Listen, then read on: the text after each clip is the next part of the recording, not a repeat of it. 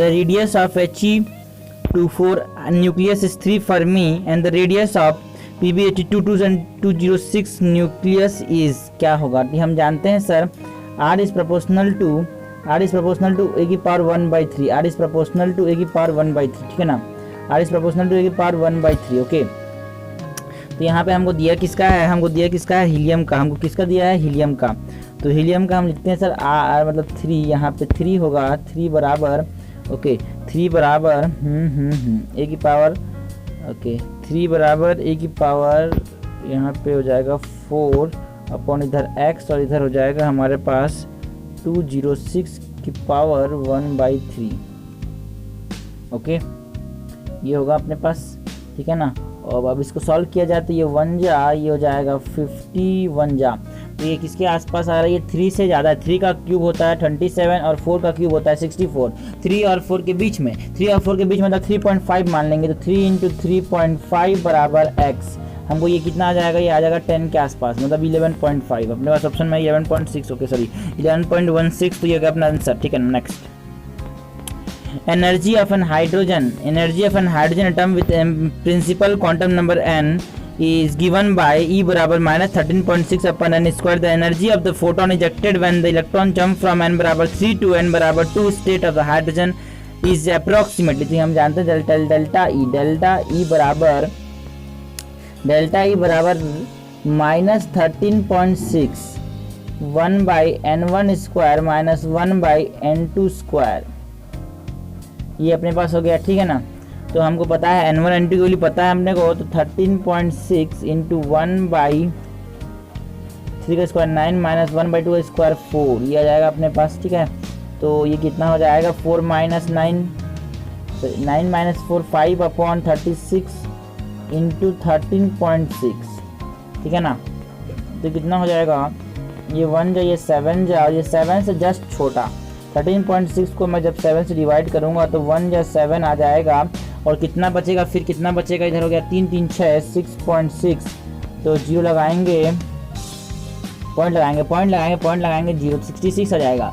66 मतलब 79 1.9 आएगा अपने पास, 1.9 आ जाएगा अपने पास, 1.9। अब ball of mass m hits normally a rigid wall with velocity v and bounce back. एक हमारे पास वॉल है जिसको एक बॉल जो होता है वो टच करता है और वापस पीछे आता है, ठीक है ना। ओके, हमको क्या पूछा है? With the same velocity v से हिट करता है, v से पीछे आता है, ठीक है ना। The impulse delta p change in momentum जो होता है वो किसके बराबर होता है? इम्पल्स के बराबर होता है। किसके बराबर होता है? इम्पल्स क्या होता है? चेंज इन मोमेंटम होता है। इम्पल्स क्या होता है? Change in momentum. तो बाद में मोमेंटम कितना आ रहा है? -mv, बाद में मोमेंटम क्या आ रहा है? -mv, माइनस इनिशियल मोमेंटम कितना है? mv, तो माइनस प्लस, तो ये आ जाएगा 2mv, ठीक है ना। कितना आ जाएगा? 2mv हो जाएगा। कितना आ जाएगा? 2mv, ठीक है, ओके, ठीक है, ओके। तो अपने पास 2mv हो गया। 2 bodies of masses 2 kg and 4 kg, 2 bodies है जिसका मास है, एक का 2 kg, एक का 4 kg, एक का 2 kg, एक का 2 kg और एक का 4 kg, एक का 2 kg और एक का 4 kg। अरे यार, they are moving with velocity 20 metre per second, 10 metre per second toward each other, 10 metre per second and 20 metre per second. ये कहानी क्या की दी है? कहानी बेकार है लेकिन, है ना। Okay, toward the mutual gravitational attraction the velocity the centre of mass. देखो, initial velocity centre of mass की 0 थी और ग्रेविटेशनल अट्रैक्शन वो इंटरनल फोर्स है, जब तक कोई एक्सटर्नल फोर्स नहीं लगेगा velocity of centre of mass change नहीं होगा। इनिशियली 0 था तो बाद में 0 होगा, मतलब इनिशियली रेस्ट पे था तो बाद में भी क्या पे रहेगा? रेस्ट पे। इनिशियली रेस्ट पे था तो बाद में भी कैसे रहेगा? रेस्ट पे रहेगा। इनिशियली अगर रेस्ट पे था तो बाद में भी कैसे रहेगा? रेस्ट पे। इनिशियली रेस्ट पे था तो बाद में भी कैसे रहेगा? रेस्ट पे रहेगा। इनिशियली अगर रेस्ट पे था तो बाद में कैसे रहेगा? रेस्ट पे रहेगा, ठीक है। ओके, तो इनिशियली जो होता है बाद में 0 होगा। 1 kg stone at the end of 1 metre long, okay, at the end of 1 metre long, एक 1 kg स्टोन है हमारे पास, इसकी लेंथ कितनी है इस वायर की? 1 metre. Long string is ringled in a vertical circle, एक वर्टिकल सर्कल में इसको घुमाया गया at a constant velocity v बराबर 4 मीटर पर सेकेंड, है ना। v बराबर 4 मीटर पर second. The tension in the string is, tension दिया है 6 न्यूटन, और कहाँ पे होगा ये पूछा है, when the stone is at, ठीक है ना। तो चलो हम कैलकुलेट कर लेते हैं यहाँ पे m we square by r की वैल्यू कितनी होगी, m we square by r की वैल्यू कितनी होगी, 10 इंटू वी स्क्वायर 4 का स्क्वायर 16 अपॉन, है ना, m we square by r, r की वैल्यू है 1, है ना, है ना, आर की वैल्यू है 1 और मास है 1 नॉट 10, 1 है मास, ठीक है ना। तो हमारे पास ये आ गया, अपने पास 16 क्या आ गया, सेंट्रीपिटल फोर्स आ गया, ठीक है। तो हमने बोला सर यहाँ पे देखता हूँ, यहाँ पे हमारे पास एम जी नीचे है, एम जी नीचे है प्लस एम वी स्क्वायर यहाँ पे भी है ना। तो हमारे पास जो होगा ना ये एम जी जो होगा वो टेंशन भी नीचे एम जी भी नीचे, दोनों क्या प्रोवाइड कर रहे होंगे साथ में, दे आर प्रोवाइडिंग, है ना, द रिक्वायर्ड सेंट्रीपिटल फोर्स, ये हो गया टॉप मोस्ट पॉइंट पे, ठीक है। तो हमारे पास जो टेंशन हो जाएगा, इस केस में हमारे पास टेंशन कितना होगा, इस केस में हमारे पास टेंशन कितना होगा, इस केस में हमारे पास टेंशन, इस केस में अपने पास टेंशन होगा, इस केस में हमारे पास टेंशन कितना होगा, m we square by r minus m we square, r की वैल्यू कितनी आ रही है 16 और मास एम जी की वैल्यू है 10। तो हमारे पास टॉप मोस्ट पॉइंट पे जो फोर्स आ रहा है वो 10 न्यूटन का, 6 न्यूटन का आ रहा है। 6 newton is the force, the tension force in the string at the top most point of the circle. A car is moving with speed 20 metre per second और सर्कुलर पाथ ऑफ रेडियस दे दिया है 100 metre, है ना, circular path of radius 100 metre, speed दे दिया 20 metre per second, 20 metre per second. If the speed is increasing at rate of, मतलब जो dv by dt दिया है, speed is increasing at rate of 3 metre per second square, the magnitude of the acceleration of the car at that movement. Magnitude of acceleration मतलब net acceleration पूछा है, net acceleration जो होगा under root of a t square plus a c p square, ये tangential का square और ये centripetal का स्क्वायर, ठीक है ना। तो हमारे पास dv by dt क्या होता है, ये टेंजेंशियल एक्सेलरेशन है, dv by dt क्या है अपने पास, ये टेंजेंशियल एक्सेलरेशन है, ये टेंजेंशियल एक्सेलरेशन है, at की वैल्यू है, ये क्या है, ये at की वैल्यू है, क्या है, ये at की वैल्यू है। तो अपने पास ये कितना आएगा, ठीक है, अपने पास ये कितना आएगा, हमारे पास 80 मतलब हमारे पास 3 का स्क्वायर 9 प्लस ACP मतलब ACP की वैल्यू हमारे पास कितनी होगी, m we square by r, तो इसकी हम वैल्यू निकाल लेते हैं, ACP की वैल्यू हम निकाल लेते हैं, ACP की वैल्यू हम निकाल लेते हैं, ACP की वैल्यू हम निकाल लेते हैं। ये हो जाएगा अपने पास M we square by R, जो कि कितना होगा यार, एम हमारे पास कितना दिया है, सॉरी ये तो हमारे पास सेंट्रीपिटल फोर्स है, हमको क्या चाहिए, सेंट्रीपिटल एक्सेलरेशन, तो ये हो गया वी स्क्वायर बाई आर, ठीक है ना। तो हमारे पास हो गया 400, 20 का स्क्वायर 400 अपॉन आर हो जाएगा अपने पास 100, ये हो जाएगा अपने पास 4, ठीक है ना। तो 4 का स्क्वायर जो हो जाएगा वो हो जाएगा 16, है ना, 4 का स्क्वायर हो जाएगा 16, तो 116 प्लस 6 कितना आ जाएगा हमारे पास, 116 plus 9,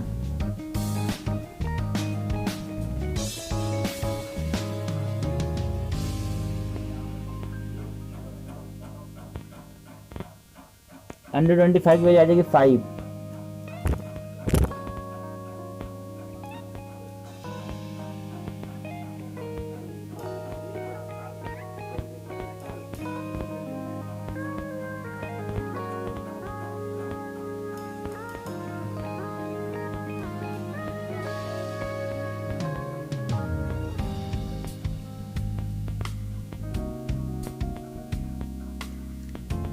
A steady current is set up in a metallic wire of non-uniform cross section। एक steady current set हो रहा है एक non-uniform, एक वायर जो कि non-uniform cross section का है,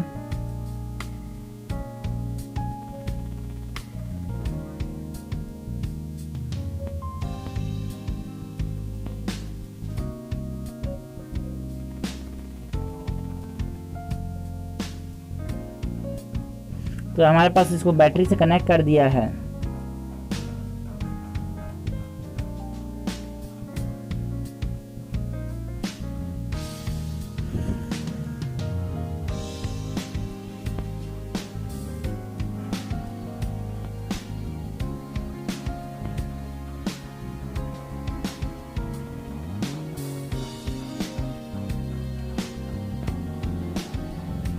ठीक है ना, स्टडी करंट सेटअप है metallic wire of non uniform cross section, the rate of flow of electron. देखो कुछ लोग इसको करंट समझेंगे, करंट नहीं पूछ रहा है, ये rate of flow of electron मतलब क्या समझेंगे हम, rate of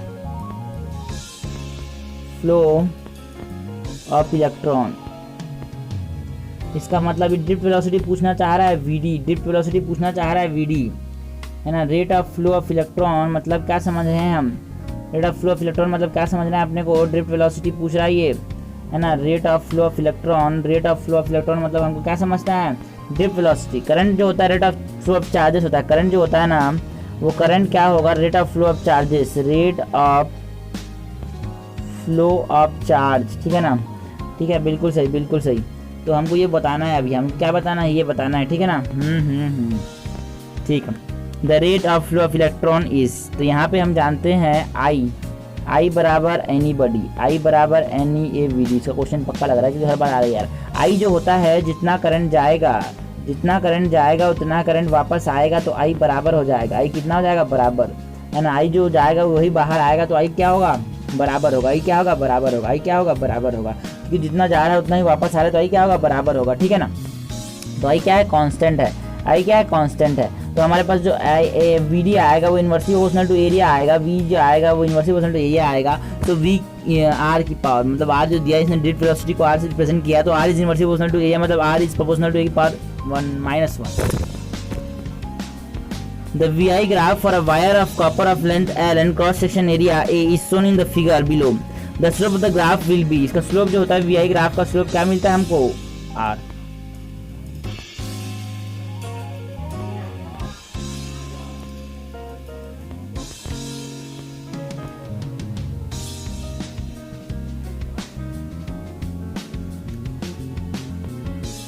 R V is proportional to, okay, V is equal to IR,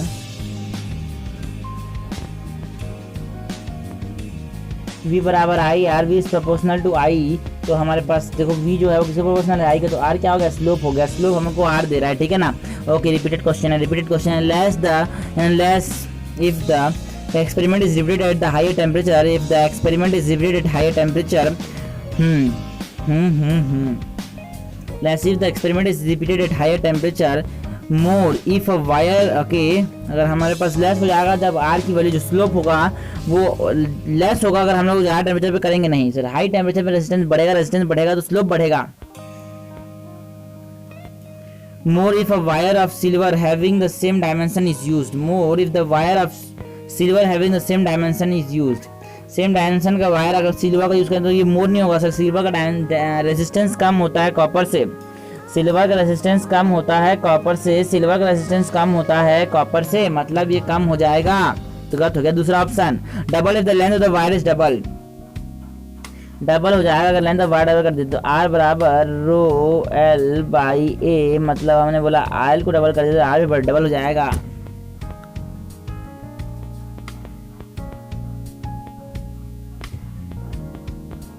Double if the length of the wire is half. No. The cyclotron oscillator frequency is, frequency दी है अपने को, frequency कितनी दी है, 16 हर्ट्ज। क्या दी है frequency अपने को, 16 हर्ट्ज। 16 हर्ट्ज हमको फ्रीक्वेंसी दे दी अपने को, 16 हर्ट्ज अपने को frequency they the. What should be the operating magnetic field for the accelerating the proton of mass? Proton का मास कितना दे दिया अपने को, 1.67 इंटू 10 टू द पावर -27, ठीक है ना। ओके, तो अपने को पूछा क्या है, एक्सीलरेटिंग, तो what should the operating magnetic field, B बताना है अपने को, बी बताना है। चलो हमने बोला सर जो टाइम पीरियड होता है वो होता है कितना, 2 pi upon charge by mass ratio into q B, नीचे मतलब नीचे में क्यू बी, मतलब समझ गए ना। ओके, तो टाइम पीरियड होगा, टाइम पीरियड हम जानते हैं किसके इन्वर्स होता है, फ्रीक्वेंसी के, ठीक है ना। तो फ्रीक्वेंसी बराबर 1/t, तो फ्रीक्वेंसी आ जाएगा q B by 2 pi m, that is charge कितना आएगा 1.6 into 10 to the power -19 into, अरे हमको बी की वैल्यू पूछिए क्या,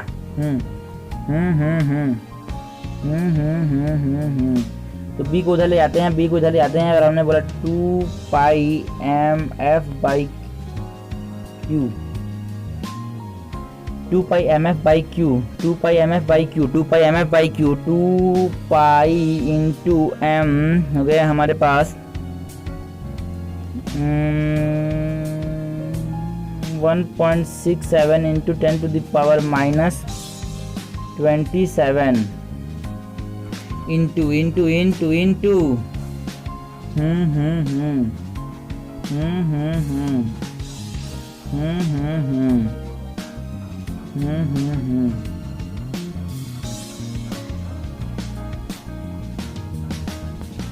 यहाँ पे फ्रीक्वेंसी से मल्टीप्लाई करना पड़ेगा 2πmf upon Q Q Q Q Q Q Q Q Q Q Q 1.67 into 10 to the power -19।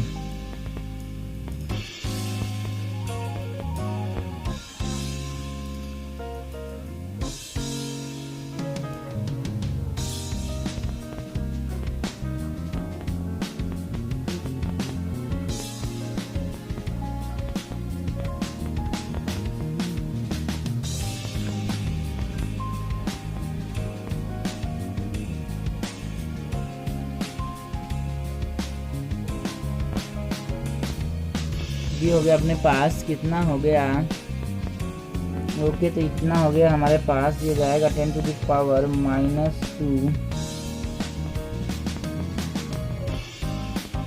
तो कितना रहा है 32 पाई बाई 100, मतलब 0.32 पाई, 0.32 पाई।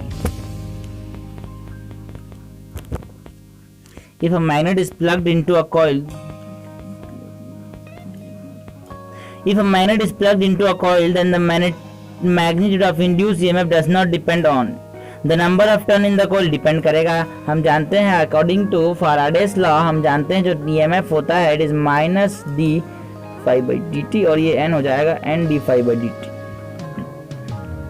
टर्न ज़्यादा तो EMF ज़्यादा आता है। Medium of the core of the coil इस पर भी डिपेंड करेगा, रेजिस्टेंस ऑफ द मैग्नेट इस पर भी डिपेंड करेगा। रेजिस्टेंस ऑफ द मैग्नेट नहीं, EMF जो होगा वो रेजिस्टेंस पे डिपेंड नहीं करेगा। जो करंट होगा ना, करंट बराबर V/R, रेजिस्टेंस पे डिपेंड करेगा करंट। EMF जो होगा वो करंट रेजिस्टेंस पे डिपेंड नहीं करेगा। देखो हमारे पास चाहे एक लकड़ी भी क्यों ना हो, एक प्लास्टिक भी क्यों ना हो, उसके अंदर EMF जनरेट होगा, ये अलग बात है कि उसके अंदर करंट डेवलप नहीं होगा, ठीक है ना। ओके फ्राइडे ने सर आपने बात नहीं की हमको सिर्फ मेटल के बारे में, कंडक्टर के बारे में, उसमें किसी भी मटेरियल में अगर फैक्स का चेंज होगा तो क्या होगा, मैग्नेटिक EMF डेवलप हो जाएगा। करंट हो कि ना हो वो बता सकते हैं उसकी कंडक्टिविटी को देख के, ठीक है। Two identical capacitor have the same capacitance, दो आइडेंटिकल कैपेसिटेंस है, दो कैपेसिटर है जिनका कैपेसिटेंस क्या है, सेम है, ठीक है ना। अब क्या किया, one of them is charge to potential V1 and other is a V2, एक को V1 से चार्ज कर दिया, एक को V2 से चार्ज कर दिया, ठीक है ना। Okay the negative end of the capacitor are connected together, दोनों नेगेटिव इंड को कनेक्ट कर दिया है आपस में, ठीक है ना। Okay when the positive end are also connected together, positive end को आपस में कनेक्ट कर दिया, ठीक है ना। When the positive wind are also connected together, decrease in the energy of the combined system, loss energy फिर decrease energy क्या होता है हमारे पास, it is equal to half, है ना। जैसे हम लोग loss in kinetic energy लिखते हैं half C1 C2 upon C1 plus C2, है ना, into V1 minus V2। अगर ये हमारे पास क्या है सेम डायरेक्शन में, जैसे हम लोग गाड़ी को एक ही डायरेक्शन में रहते तो हम रिलेटिव वेलोसिटी का लिखते हैं V1 minus V2, है ना। उसी प्रकार यहाँ पे अगर दोनों प्लस प्लस से का एक ही डायरेक्शन में, मतलब V1 minus V2 का होल स्क्वायर करेंगे, ठीक है ना। ओके जैसे हम बात करें सर, आपने बात किया होगा लॉस इन काइनेटिक एनर्जी के बारे में, ठीक है ना, जिसको हम लोग क्या बोलते हैं, रिड्यूस मास का कॉन्सेप्ट, रिड्यूस मास का कॉन्सेप्ट, ठीक है ना। हमने बोलता है रिड्यूस मास का concept, loss in kinetic energy लिखते हैं ना, हमने बात क्या लिखते हैं, half mu into V relative का होल स्क्वायर, और म्यू क्या होता है, यहाँ पे म्यू होता है m1 m2 upon m1 plus m2, m1 m2 upon m1 plus m2, ठीक है ना। उसी प्रकार जब हमने बात की यहाँ पे लॉस इन काइनेटिक एनर्जी हो रही है, यहाँ पे लॉस इन एनर्जी हमारे पास कैपेसिटर का केस वैसा ही है, हमने बोला half into C1 C2 upon C1 plus C2 into V relative. देखो यहाँ पे अगर सेम डायरेक्शन में तो चीज़ को माइनस करना पड़ता है, V1 माइनस V2 का होल स्क्वायर, यहाँ पे वोल्टेज है वहाँ पे स्पीड होता है, ठीक है ना। तो यहाँ पे सिंपल सी बात है, और यहाँ पे अगर ये प्लस को माइनस से कनेक्ट करता है तो अपोजिट डायरेक्शन में होता है, अपोजिट डायरेक्शन को प्लस करते V1 प्लस V2 कर देते, ठीक है ना। ओके अब यहाँ पे दोनों कैपेसिटेंस सेम है, दोनों कैपेसिटेंस सेम है, तो हमने बोला चलो लिखते हैं half into C1 into C2 C square, है ना, upon 2C into relative V1 minus V2 का होल स्क्वायर, ये हो जाएगा C/4 V1 माइनस V2 का होल स्क्वायर। ये कहाँ से आया, कहाँ से आया, ये कहाँ से आया, हमने बोला energy conservation, Q1 plus Q2 जो होगा इज इक्वल टू एनर्जी नहीं, charge conservation Q1 dash plus Q2 dash, इसके बराबर होगा, यहाँ से वोल्टेज आएगा, वोल्टेज से लॉस आएगा, ठीक है ना। ओके तो अपने पास क्या आया c/4 v1 माइनस v2 का whole square. In the circuit below the potential difference between A and B is, the potential difference between A and B के बीच में पोटेंशियल डिफरेंस बताना है अपने को, ठीक है ना, ए और बी के बीच में पोटेंशियल डिफरेंस हमको बताना है। तो अगर मैंने इसको लिखा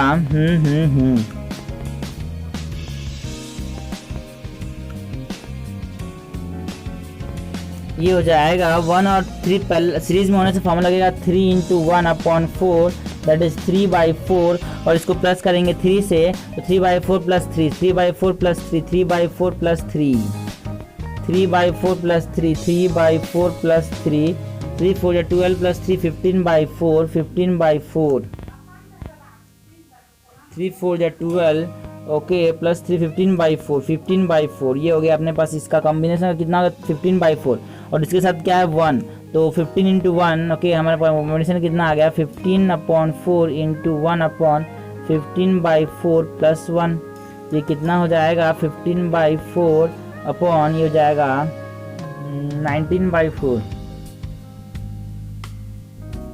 तो 15/19 इंटू ये आ गया अपने पास क्या C तो V बराबर सॉरी Q बराबर CV तो C आ गया इंटू V कर दूंगा 190 मतलब चार्ज जो जाएगा 150 कूलम का चार्ज आएगा किसमें इन दोनों में 150 कूलम का चार्ज आएगा किसमें इन दोनों में 150 कूलम का चार्ज जाएगा किसमें इन दोनों में यहाँ पे अपने पास 150 कूलम का चार्ज जिसके पास जा रहा है किसके पास इस करंट में यहाँ पे 150 कूलम का चार्ज जा रहा है 150 कूलम का चार्ज यहाँ पे जा रहा है ठीक है ना।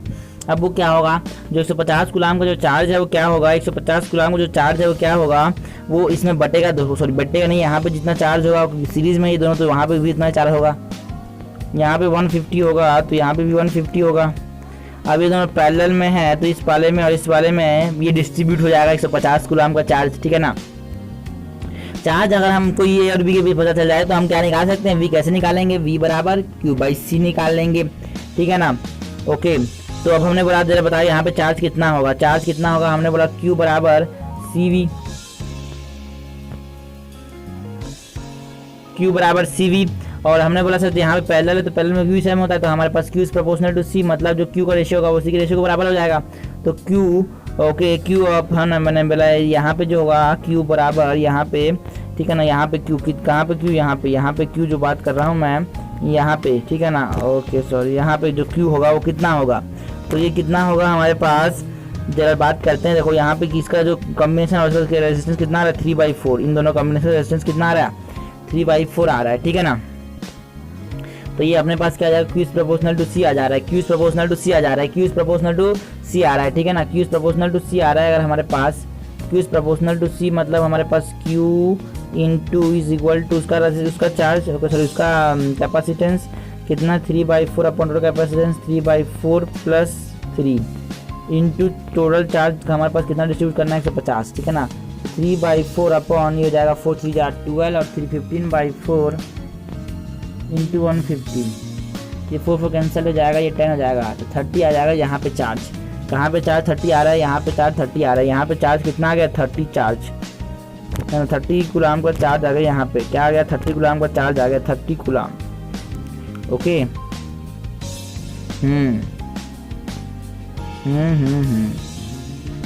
अभी सीरीज में है दोनों तो यहाँ पे चार्ज क्या रहेगा दोनों में सेम रहेगा। अगर चार्ज सेम रहेगा तो हमने को पूछा है पोटेंशियल तो पोटेंशियल बराबर Q बराबर CV होता है तो V बराबर Q/C होगा Q कितना है 30/30 C 30 है ना सॉरी 30/3 है यार 30/3 है ये हो जाएगा 10 volt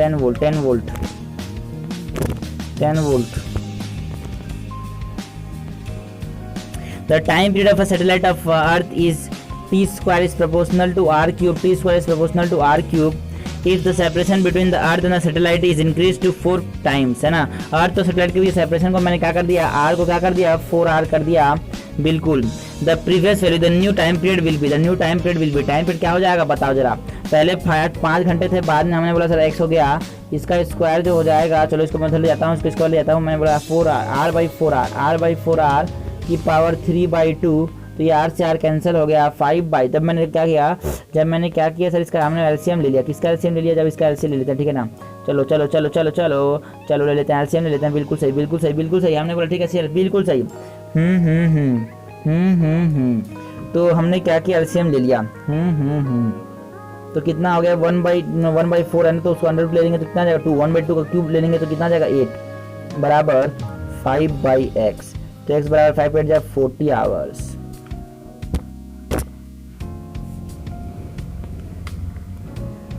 A spherical uniform plate is rotating about its axis.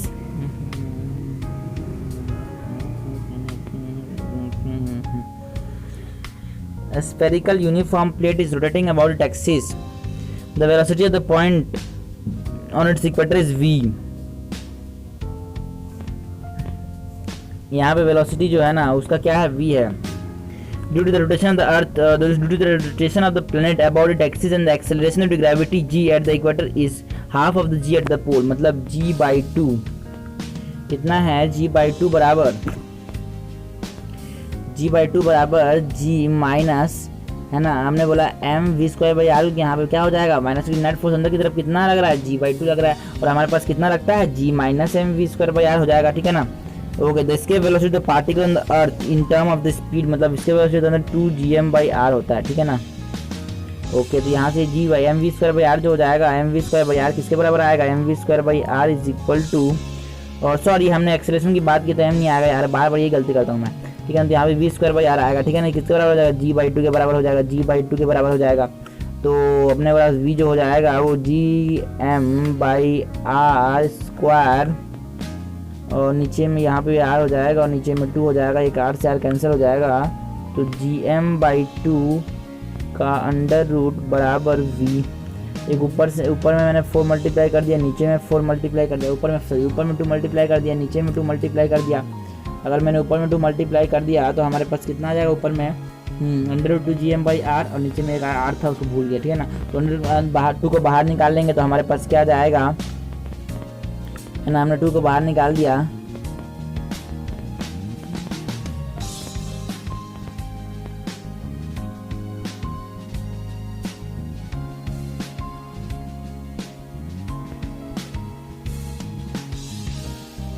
तो हमने बोला कितना आएगा 1/2 v² is equal to v, मतलब v² कितना जाएगा 2v।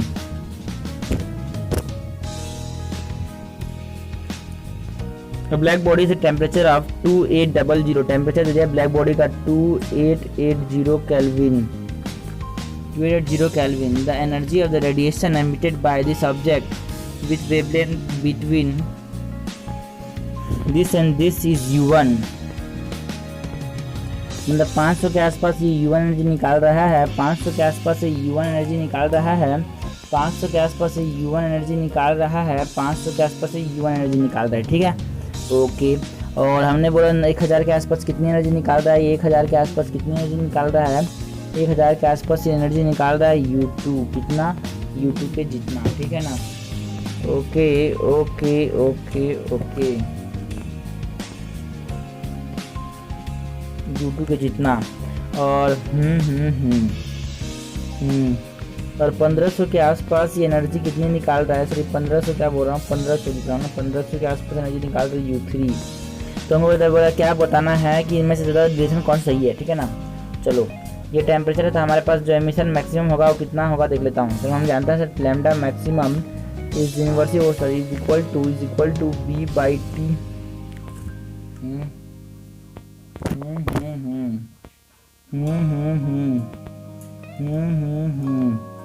v/t, b/t के बराबर होगा, ये b/t के बराबर होगा, बिल्कुल सही।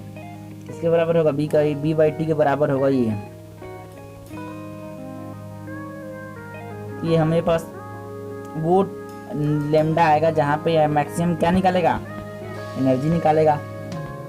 तो हम लोग आए थे b/t की वैल्यू निकाल लेते हैं, b/t की वैल्यू निकाल लेते हैं, जहाँ पे वैसा लैम्डा जो जहाँ पे मैक्सिमम एमिशन होगा वो कितना हो जाएगा, b मतलब 2.8 into 10⁶ upon temperature 2800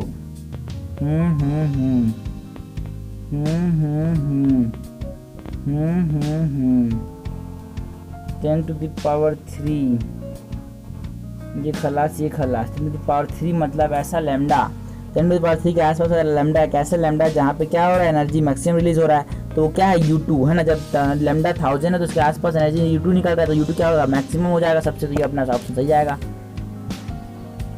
okay, Carnot engine efficiency is 40%। Carnot engine में एफिशिएंसी तो दिया हमें, बोल नीटा की वैल्यू जो होती है ना, नीटा की वैल्यू जो होती है ना, कितनी होती है, नीटा की वैल्यू होती है 1 - T2/T1। कार्नोट इंजन की एफिशिएंसी कितनी होती है, इतनी होती है कार्नोट इंजन की एफिशिएंसी। कार्नोट इंजन की एफिशिएंसी इतनी है तो हमारे पास ठीक है ना, बिल्कुल। तो 40 दे दिया, 40 मतलब 0.4 बराबर 1 - T2/T1 और हमको T1 दिया T, तो ये जाएगा 0.6। क्या हो जाएगा ये हो जाएगा 0.6। क्या हो जाएगा, 0.6 हो जाएगा, ठीक है ना। अपने पास ये 0.6 हो गया। 0.6 equal to T2/T। 0.6 equal to T2/T। T की वैल्यू कितना, T2 की वैल्यू कितनी आ गई, 0.6 इंटू टी। T2 की वैल्यू 0.6 इंटू टी आ गई, ठीक है ना।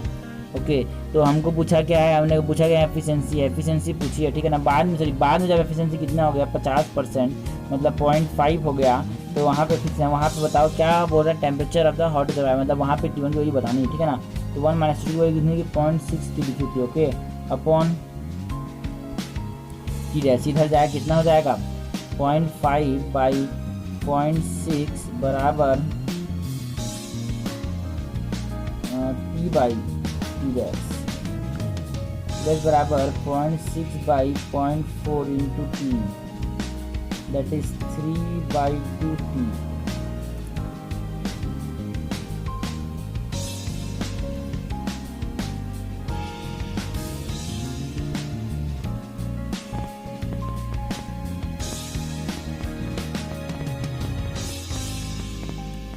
सॉरी, यहाँ पे 0.5 है ना, 6/5 आएगा, 6/5 आएगा, 6/5 आएगा, ठीक है ना, 6/5 की, ठीक है ना। Okay, in a refrigerator the long temperature, sorry, in a refrigerator the low temperature coil of refrigerator the low temperature coil of evaporator is at, low temperature मतलब T2 दे दिया अपने को। T2 कितने पे है हमारे पास, -23। T2 कितना हमारे पास, -23 है। T2 कितना है अपने पास, -23। T2 कितना अपने पास, -23। T2 कितना अपने पास, -23। कितना T2, -23। ओके, T2 कितना है, -23, ठीक है ना। ओके, और हमको इसको कैलकुलेट करना है, 273 जो होता है एक्चुअली, 273 जो होता है हमारे पास। ओके, 273 जो होता है अपने पास, 273 जो होता है अपने पास, उसमें से मैंने बोला 273 -23 कर दिया, कितना आ गया, 250 आ गया। मतलब टेम्परेचर जो हो जाएगा इसका कितना आ जाएगा, T2 के बराबर 250। अच्छा, and compressed gas in the condenser is temperature of 77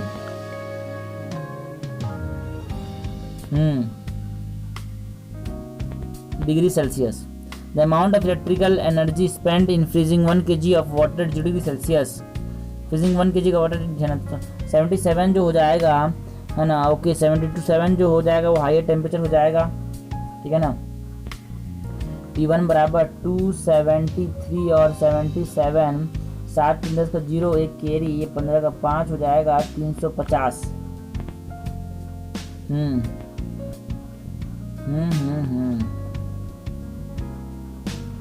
The amount of electrical energy spent in freezing 1 kg of water at 0 degree Celsius is, the amount of electrical energy spent in freezing 1 kg of water at 0 degree Celsius is, okay, हमको बोला है 1 kg water को freeze करना है। तो freeze करने में हमारे पास क्या होता है, लेटेंट हीट लगता है।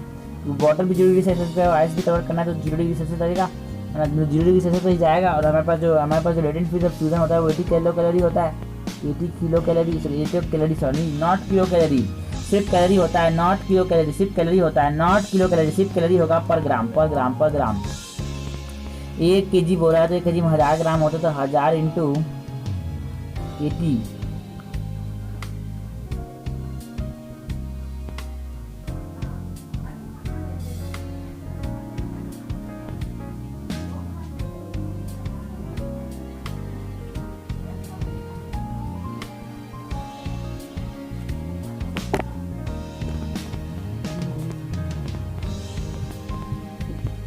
चलो चलो ठीक है ना, तो इतना एनर्जी लगेगा आपको। ये क्या हो जाएगा अपने पास, हीट हो जाएगा Q। हमको बोला है कि देन इलेक्ट्रिकल एनर्जी, ठीक है ना, the amount of electrical energy spent in freezing 1 kg, ठीक है ना, स्पेंड करने में 1 kg कितना लगेगा। वर्क पूछा है हमसे, क्या पूछा है, वर्क। और कोफिशिएंट ऑफ परफॉर्मेंस, रेफ्रिजरेटर की बात आए तो कोफिशिएंट ऑफ परफॉर्मेंस आएगा। कोफिशिएंट ऑफ परफॉर्मेंस कितना आएगा, okay, T2 upon T1 minus T2, या फिर जो होता है आउटपुट जो होता है Q2 अपॉन W। और Q2 की वैल्यू हमको ये निकाल ली है बिल्कुल, और W हमको निकालना है। ये T1 T2 दे दिया अपने को, सब चीज़ दे दिया। चलो पुट द वैल्यू कर दें, ठीक है ना, ओके। ये हो जाएगा 1, ओके ठीक है। सर W की बात करेंगे, W बराबर कितना हो जाएगा, W बराबर अपने पास आ जाएगा W बराबर T1 okay minus T2 upon T2 into Q, ठीक है ना। दोनों का डिफरेंस कितना हो जाएगा, दोनों का डिफरेंस कितना हो जाएगा, दोनों का डिफरेंस कितना हो जाएगा 100। एक तो 250 आता था और 350 आता था, 250 और 350, दोनों का डिफरेंस कितना आएगा, 150 और 250 का डिफरेंस आ जाएगा 100 अपॉन T2 आ जाएगा 250 इंटू Q।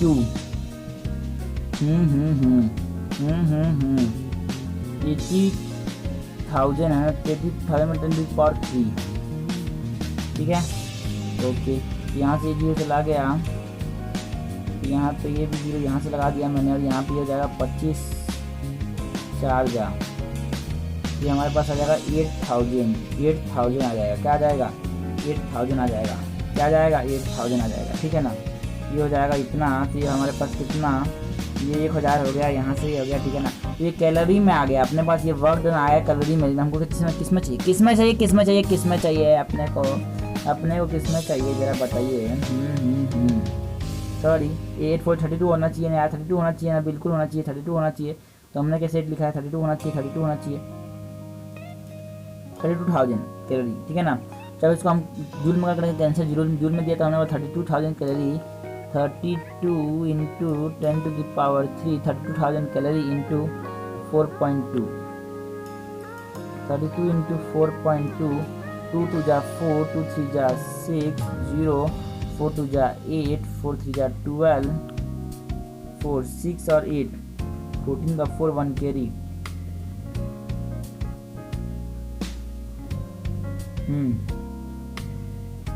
1 कैरी हो जाएगा, तो 3 आएगा। कितना हो जाएगा, 3 आएगा।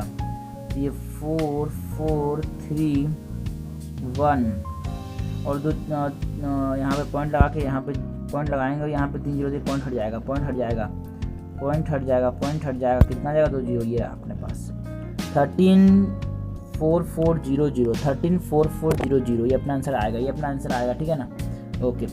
A current I flow along okay, बिल्कुल, a current I flow along the length of infinite long straight thin wall, ये बहुत जरूरी है। thin wall बोला इसने, thin wall मतलब ऐसा जी, कैसा जी, ऐसा thin wall है, बहुत ही thin wall है। करंट बस ये पेरीफेरी में फ्लो कर रहा है in thin wall pipe, then the magnetic field at all point inside the pipe is same, then the magnetic field at all the point inside the pipe is same, then magnetic field at all the point inside the pipe is the same but non zero। नहीं अंदर में sir हमने बात किया integral B.dl ampere circuit law की बात करते हैं। ये कितना हो जाएगा, म्यू नॉट आई एनक्लोज के बराबर हमने बात किया, हमने है ना। वो करंट नहीं लिखा, कौन सा करंट, वो करंट मतलब ओके है ना, नहीं लिखा वो वाला करंट, वो वाला करंट अब पता चलेगा EMW में, ठीक है ना।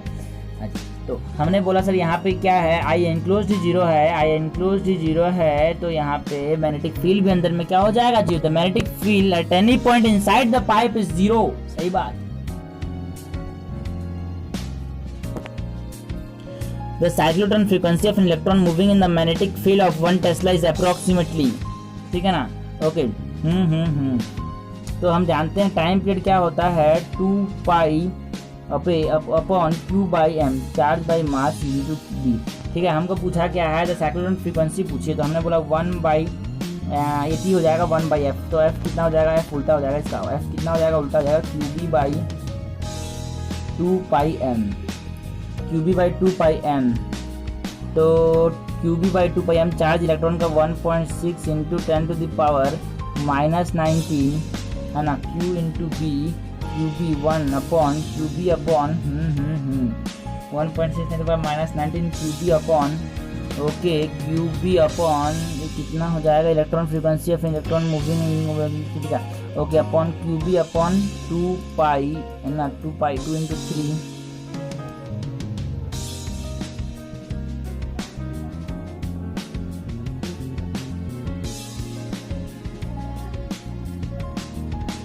इलेक्ट्रॉन का मास इतना होता है, इतना तो कितना हो जाएगा 2.6 × -19 होता है, 13 नहीं होता। ओके यहाँ ये 0.8 हो जाएगा, 8 × 10⁻20 9 × 27 10⁻31, ये हो जाएगा 10⁻11, ये हो जाएगा 1 जा, और अगर मैं इसको ऊपर ले गया तो 8/27 ऊपर जाने के बाद मैं 10 लिखता हूँ, यहाँ पे 10⁻10 हो जाएगा ये, और ये हो जाएगा लगभग 2 जा कितना हो जाएगा 54, और ये हो जाता है 75 तो होता है, 3 के आसपास एकदम आएगा, 3 के आसपास, 3 से थोड़ा कम आएगा, 3 × 10⁻10 मतलब 30 गीगाहर्ट्ज़, 28 गीगाहर्ट्ज़ ओके, 28 गीगाहर्ट्ज़, क्योंकि 10⁻9 क्या बोलता हूँ मैं, 1 गीगा बोलता, 10⁻9 क्या बोलता हूँ 1 गीगा मतलब 10⁻9, 10⁻9 मतलब 1 गीगा, 10⁻9 मतलब 1 गीगा, ठीक है ना। Magnetic susceptibility of paramagnetic and diamagnetic material is respectively. Magnetic susceptibility की बात करें तो magnetic susceptibility is a ability, कितना जल्दी कोई मैग्नेट मैग्नेटाइज हो रहा है, कितना जल्दी जो मैग्नेट अगर मैग्नेटाइज हो रहा है, अगर मैग्नेट जल्दी मैग्नेटाइज हो रहा है तो जो मैग्नेटिक ससेप्टिबिलिटी होगी वो ज़्यादा होगी। अगर मैग्नेटिक ससेप्टिबिलिटी कम है, इसका मतलब मैग्नेट कम जल्दी क्या हो रहा है, मैग्नेटाइज हो रहा है। तो हमें बात करेंगे तो डायमैग्नेटिक का मैग्नेटाइज होता है, नहीं होता, तो इसकी ससेप्टिबिलिटी क्या होगी, चाई बोलते हैं, चाई है ना, is equal to okay is negative, और ये स्मॉल ही होगा, नेगेटिव होगा स्मॉल होगा, नेगेटिव कोई भी चीज़ आएगा, जैसे नेगेटिव आ जाती है ERP ना, इलेक्ट्रोड पोटेंशियल नेगेटिव का मतलब डिफिकल्ट, और चाहिए मतलब नेगेटिव मतलब उसका मैग्नेटाइजेशन है डिफिकल्ट। और हमने बोला ये डाया है तो ऐसा होगा, लेकिन अगर पैरा है तो कैसा होगा, पैरा अगर ये पैरा मैग्नेटिक है तो हमारे पास जो चाई होगी, जो ससेप्टिबिलिटी मैग्नेटिक वो पॉजिटिव और स्मॉल ही होगा एज कम्पेयर टू फेरोमैग्नेटिक, ठीक है ना। अगर बात करें हम 1, देखो यहाँ पे हमारे पास ठीक है μr बराबर 1 कप चाय, μr बराबर 1 कप चाय, μr बराबर 1 कप चाय, ये रहा है ना, 1 प्लस चाय को 1 कप चाय बोल देंगे। हमने बोला μr का एक रिलेशन आता है, μr बराबर 1 कप चाय, ठीक है ना। और एक रिलेशन है चाई बराबर I/H, और where I is the intensity of magnetization है ना, और है ना बिल्कुल I is the intensity of magnetization and H is the magnetic intensity, ठीक है okay, intensity of magnetization upon magnetic intensity. तो ये समझ आया तभी आएगा जब हमको B पता हो। B क्या होता है, हमने बोल देखो एक मैग्नेट है, उसके बाहर में हमने मैग्नेटिक फील्ड अप्लाई किया, तो हमने जो मैग्नेटिक फील्ड अप्लाई किया उसकी वजह से एक मैग्नेटिक फील्ड डेवलप होता है, उसको बोलता हूँ B0। लेकिन अगर मैग्नेटिक फील्ड इसकी वजह से आएगा उसको B0 बोलूंगा, लेकिन एक हमारे पास खुद जो मैग्नेट होता है वो मैग्नेटिक फील्ड में रहने की वजह से खुद मैग्नेटिक फील्ड बनाता है, उसको मैं क्या बोलता हूँ B।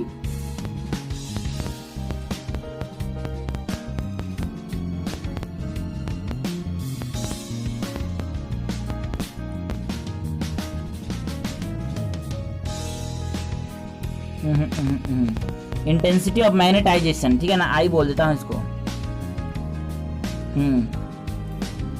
अब यहाँ से हमारे पास एक और रिलेशन आता है, यहाँ से अपने पास एक और रिलेशन आता है, वो डिराइव हो सकता है, यहाँ से बिल्कुल डिराइव हो सकता है, ठीक है ना।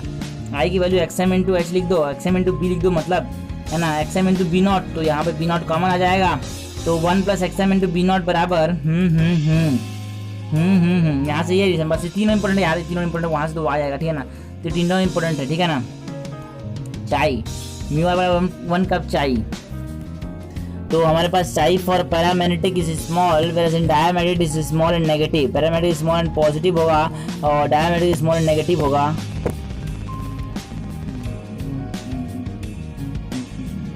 Of a ball, if a ball is thrown vertically upward with velocity of 40 metre per second, then velocity of the ball after 2 second. ठीक है, ये सिंपल सी बात है। 40 से तो 1 सेकंड में कितने से कम होता है? 10 से। 2 सेकंड में कितना से कम होगा? 20 से, है ना। तो 20 से कम हो जाएगा तो हमारे पास कितना बच जाएगा? 40 से 20 कम कर दो यार, 20 बच जाएगा अपने पास 2 सेकंड बाद। The horizontal range and the maximum height attained by a projectile are r and h respectively. If a constant horizontal acceleration a बराबर g/4 is imparted to the projectile due to the wind, then its horizontal range and maximum height will be, इसका horizontal range और maximum height कितना होगा? देखो हमारे पास क्या था पहले, प्रोजेक्टाइल ऐसे चलता था। कैसे चलता है? ऐसे। प्रोजेक्टाइल ऐसे चलता है ना, बिल्कुल, है ना। प्रोजेक्टाइल कैसे चलता है हमारे पास?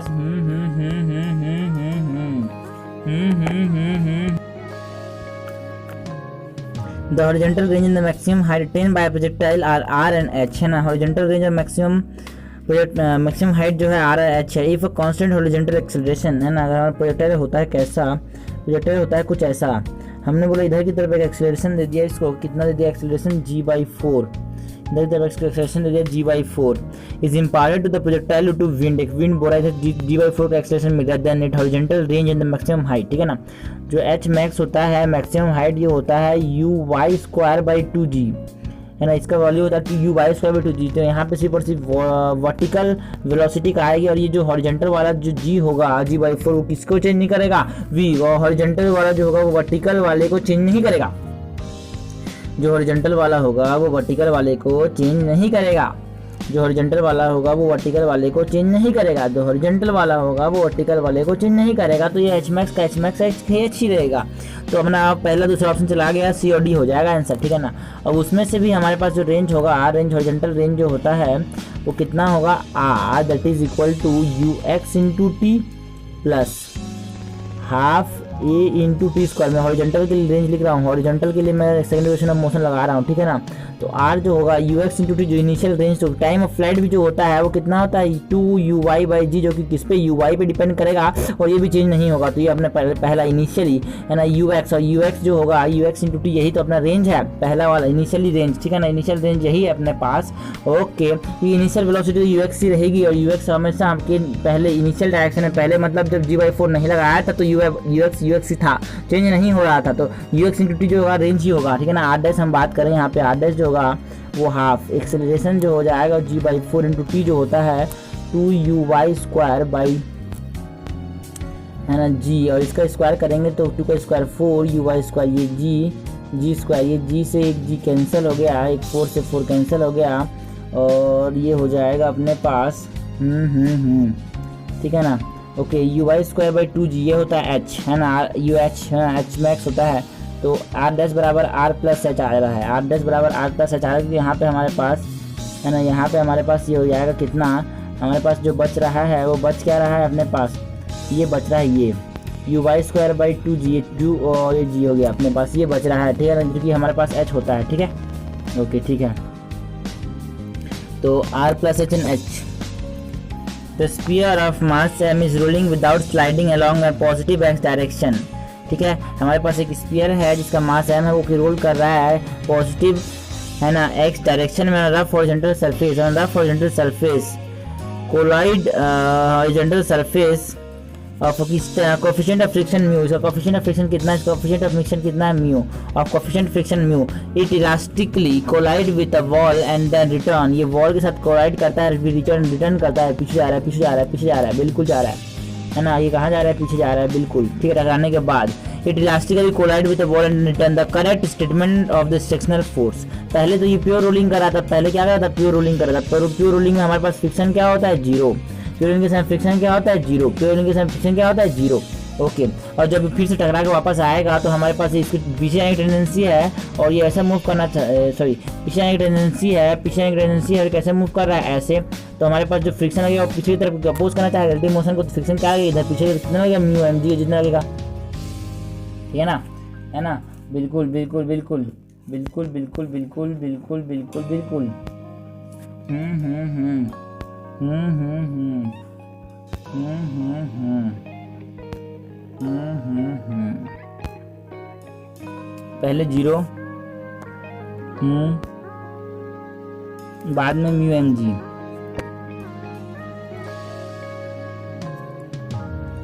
ठीक है।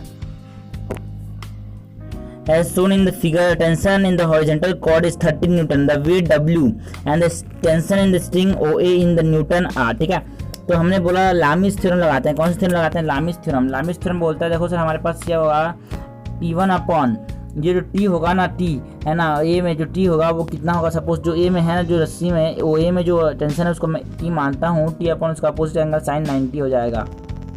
Okay, is equal to 30 upon 30 upon 30 upon 30 upon 30 upon sine 90 plus 60 sine 150, और साइन 150 होता है 1/2, तो टी आ जाएगा T/1 is equal to 30/1/2, that is T. T जो हो जाएगा OA जो हो जाएगा ना, OA कितना आ जाएगा, 30 आ जाएगा, सॉरी 60 आ जाएगा, 60 आ जाएगा, 60 आ जाएगा। ओके 60 आ गया।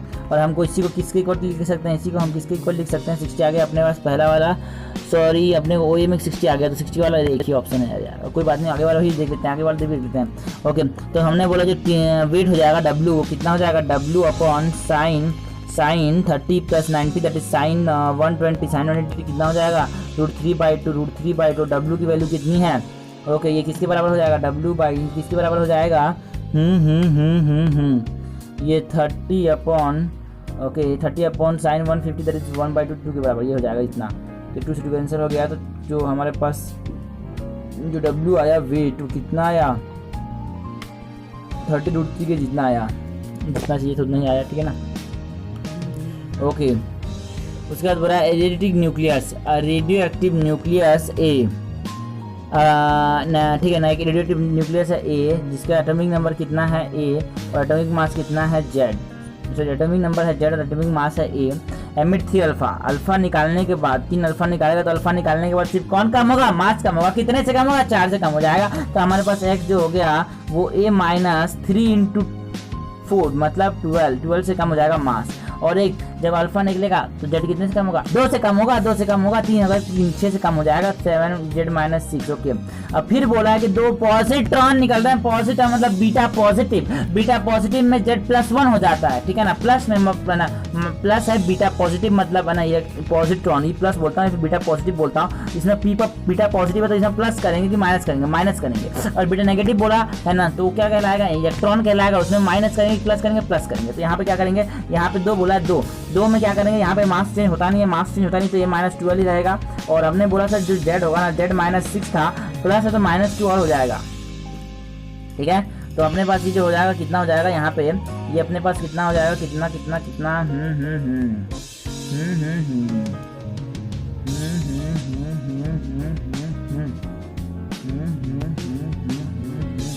ओके, तो हमारे पास कितना होगा, न्यूट्रॉन क्या होता है, न्यूट्रॉन मतलब एटॉमिक नंबर है ना, 18 एटॉमिक नंबर माइनस है ना, sorry atomic mass minus atomic number, तो कितना हो जाएगा, A -12 माइनस ऑफ Z -8। ठीक है ना, अपॉन है ना Z -8। ठीक है ना, कितना हो जाएगा, ये कितना हो जाएगा, कितना ये हो जाएगा अपने पास, ये हो जाएगा A -12 था तो इसको मैं A -Z लिख दिया है ना, और ये हो जाएगा माइनस प्लस, तो 12 + 8 -4 अपॉन Z -8। ठीक है ना, तो Z है ना A -Z -4 upon A -Z -4 upon Z -8 ही हो जाएगा अपने पास। ठीक है ना। ओके, न्यूक्लियस ऑफ पोलोनियम है ना, PO दिया है जिसका मास है 210 और इसका एटॉमिक नंबर 84। ओरिजिनली ये at rest emit an alpha particle with speed v if what will be the recoil speed of the daughter nucleus. ठीक है, तो कोई बात नहीं, मोमेंटम कंजर्वेशन करना है।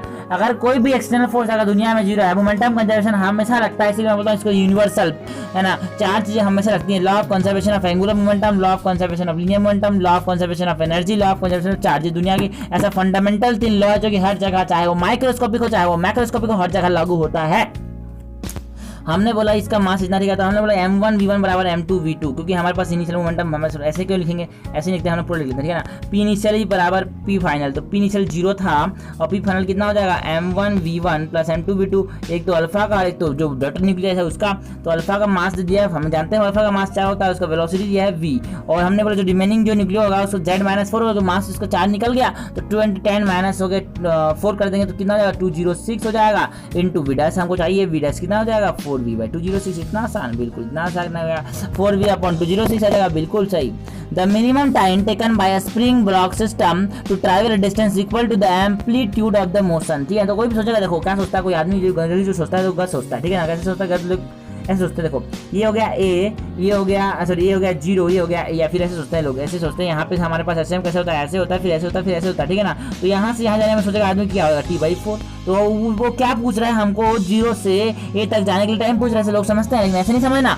0 से ए तक जाने के समय नहीं पूछा, 0 से ए तक कम से कम समय में जाने के लिए समय पूछा है। तो कम से कम जाने के लिए तो भाई रास्ते यहाँ भी हैं, रास्ते यहाँ से भी हैं। वो a/2 से अगर a/2 तक जा रहा है तो उसमें हमारे पास ये 30 डिग्री कवर करना पड़ रहा है, ये 30 डिग्री कवर करना पड़ रहा है, और यहाँ पे ये कितना डिग्री कवर करना पड़ रहा है, 90 डिग्री कवर करना पड़ रहा है। तो यहाँ पे जो 60 डिग्री कवर करना पड़ रहा है, सॉरी, तो 60 डिग्री में समय कम लगेगा, 90 डिग्री के मुकाबले, बिल्कुल सही। तो यार आपने 90 डिग्री कवर नहीं करेगा और 60 कवर करेगा यहाँ से, तो हमारे पास 30 डिग्री, देखो अगर 30 को मैं लिखता हूँ π/6, उसमें टाइम कितना लगता है t/4, t/12, ठीक है ना। 6 को कम करो, पाई को t से रिप्लेस करो और 6 को 1 से बढ़ा दो, मतलब मल्टीप्लाई कर दो 2 से, ठीक है ना। जैसे यहाँ पे जो फाई है डेल्टा फाई वो कितना है 60 है, डेल्टा फाई कितना है यहाँ पे 60 है, डेल्टा फाई कितना है डेल्टा फाई यहाँ पे डेल्टा फाई अपने पास कितना है π/3 दैट इज 60 डिग्री। तो π/3 है, तो उसको क्या करना है, हमारे पास नीचे को क्या करना है, पाई को 2 से रिप्लेस करना है और नीचे को 3 को 2 से मल्टीप्लाई कर देना, 6 मतलब t/6 लगेगा समय, है ना। कहाँ से 60 डिग्री कवर करने पे, यहाँ से यहाँ जाने में, ठीक है ना, बिल्कुल सही। तो यहाँ पे कितना आ जाएगा, यहाँ पे t/6 आ जाएगा, ठीक है ना। Two springs are joined and attached to a mass of 16 kg. The system is then suspended vertically from the rigid support.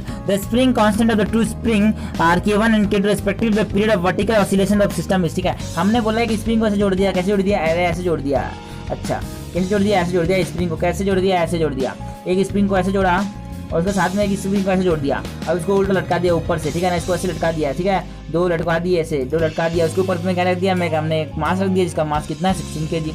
अब हमको टाइम पीरियड बता, टाइम पीरियड जानते हैं हम 2π क्या होता है k/m, गलत हो गया, लोग ऐसी गलती करते हैं नंबर से, यहाँ पे क्या होता है k/n में होता है m/k, तो लोग कंफ्यूज हो जाते हैं k/m होगा कि m/m होगा, मैं भी कंफ्यूज होता हूँ। तो क्या करना है, ऐसे याद रख लेंगे। हमने बोला शुरू में हम पढ़ते हैं ओमेगा के बारे में, ठीक है ना, एंगुलर फ्रीक्वेंसी के बारे में, जो कि क्या होता है √k/m, और अल्फाबेट में भी k पहले आता है और हमने बोला t बाद में आता है, टाइम पीरियड बाद में पढ़ते हैं तो हमारे पास k ऊपर आ जाएगा, सॉरी k नीचे आ जाएगा और m ऊपर आ जाएगा, बिल्कुल। यहाँ पे क्या हो जाएगा m/k हो जाएगा टाइम पीरियड।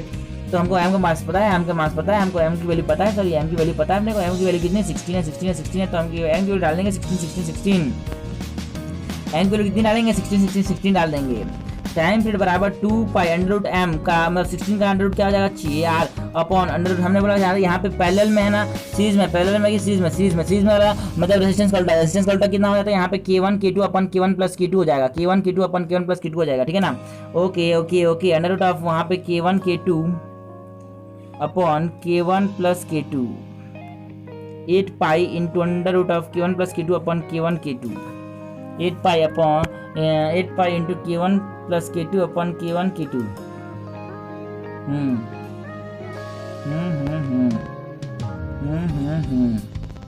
ये हो गया अपने पास।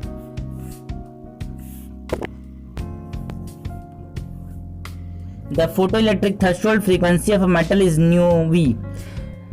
When light of frequency 4v is incident on the metal, the maximum kinetic energy of the emitted photoelectron is, ठीक है। तो काइनेटिक एनर्जी मैक्सिमम क्या होता है, kinetic energy maximum H new, और यहाँ पे एच न्यू की वैल्यू कितनी दी है, हमने बोला 4h nu minus H nu nought, और न्यू नॉट की वैल्यू कितनी दी है न्यू, तो हमारे पास कितना देगा kinetic energy maximum 3h nu आ गया अपने पास, क्या आ गया 3h न्यू आ गया अपने पास, 3h न्यू। Okay,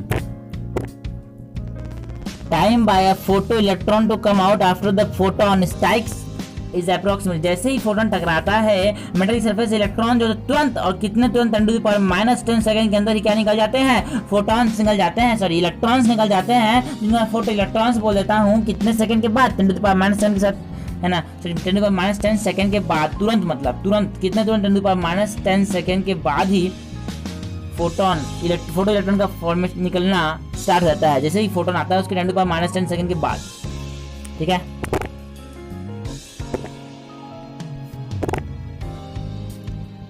(10⁻⁻10 second.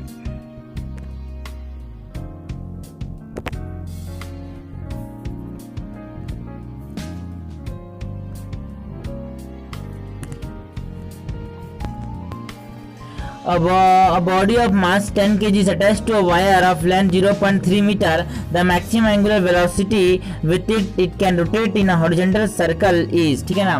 तो हमने बोला है मैक्सिमम, क्या पूछा है, maximum horizontal circle, maximum angular velocity with which it can rotate in a horizontal circle is।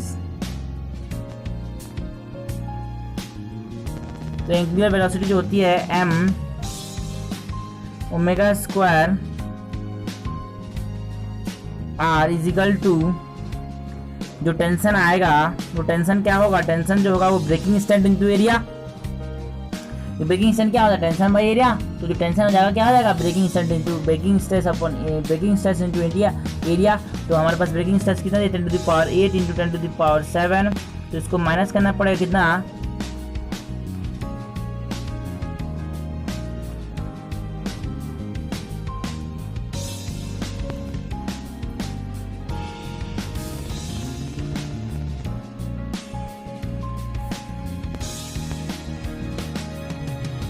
m बराबर 10 kg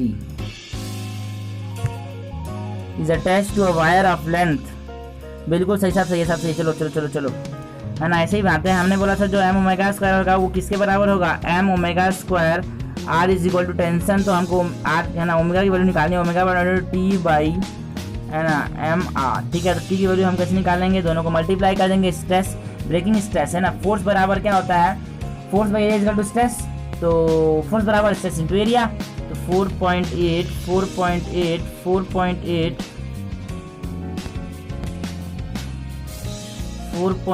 इंटू 10⁻⁻7 10⁻7 है, प्लस 7 है इंटू 10⁻6, ये जाएगा 10 मतलब 48 अपॉन नीचे में कितना हो जाएगा, m इंटू आर, मास है 10 इंटू रेडियस है 0.3 मतलब 3, ये 1 ये हो जाएगा 1, 6 16 मतलब 4 रेडियन आ जाएगा हमारे पास। एंगुलर वेलोसिटी मैक्सिमम इतना आ सकता है, ठीक है ना। Two bodies are in equilibrium and suspended in water from the arms of balance. The mass of one body is 36 gram and its density is 9 gram per centimeter cube. If the mass of other is 48 gram and density is 9 पर centimetre cube ना ग्राम बस पूछा है, ठीक है। एक का मास अगर 48 है तो बताओ डेंसिटी ग्राम पर सेंटीमीटर में क्यूब में कितना होगा, ठीक है। जब पानी में डालते हैं तो जो अपरेंट वेट आता है कितना आता है, अपरेंट वेट कितना आता है, अपरेंट वेट पानी में डालने के बाद हमको क्या देखने को मिलेगा, अपरेंट वेट देखने को मिलेगा कितना, अपरेंट वेट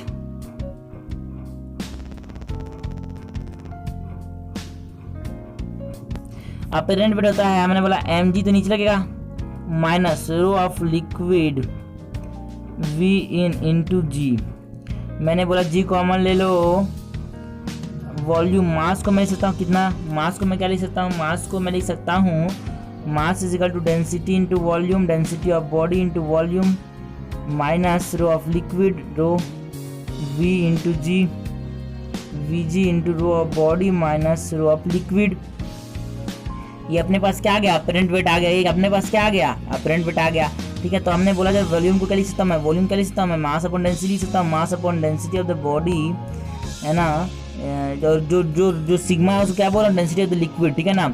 सिग्मा क्या बोल रहा हूँ, डेंसिटी ऑफ लिक्विड, सिग्मा क्या है, density of liquid, density of liquid, ठीक है। तो ये हो जाएगा अपने पास rho of body minus sigma यही हमारे पास इक्वेट करना है, क्योंकि यही अपेरेंट वेट दोनों का सेम हो जाएगा। देखो एक तराजू था जिसमें टमाटर था, है ना, टमाटर था वो अलग बात है, दोनों तरफ का टमाटर अलग अलग था, लेकिन जैसे ही पानी में उसको मैंने डाला दोनों तरफ का टमाटर एक लेवल में आ गया। तो बताओ भाई दूसरी तरफ टमाटर कितना था, एक तरफ का टमाटर दे दिया है, एक तरफ का 10 टमाटर, दूसरी तरफ टमाटर कितने होंगे ये बताना है अपने को। और दोनों तरफ अलग तरह के टमाटर, एक जगह हमारे पास क्या है, एक जगह में क्या टमाटर है हमारे पास, ऐसे टमाटर जो कि सड़ गया, एक टमाटर में एक समय एक तरफ क्या है, ऐसे टमाटर जो कि ताज़ा तो सड़ा थोड़ा डेंसिटी वैसी कम होगी कि ज़्यादा होगी, कम होगी ना, बिल्कुल। ओके ठीक है, चलो इसको इक्वेट करते हैं, इसको इक्वेट करते हैं, ठीक है ना, बिल्कुल इक्वेट करते हैं, बिल्कुल। तो हमने पास क्या आ जाएगा, ये इक्वेट करना है अपने दो तरफ, mass upon density of the body, इसको बॉडी बोलता हूँ, रो मतलब density of body into rho of the body minus sigma equal to mass upon density of the body into rho of the body minus sigma. हमको ये m1 बोल रहा हूँ, इसको मैं m2 बोल रहा हूँ, ठीक है ना। ओके तो m1 की वैल्यू हमको दी कितनी है 36 ग्राम, अपॉन डेंसिटी जो दी है उसकी कितनी दी है 9 इंटू 9 माइनस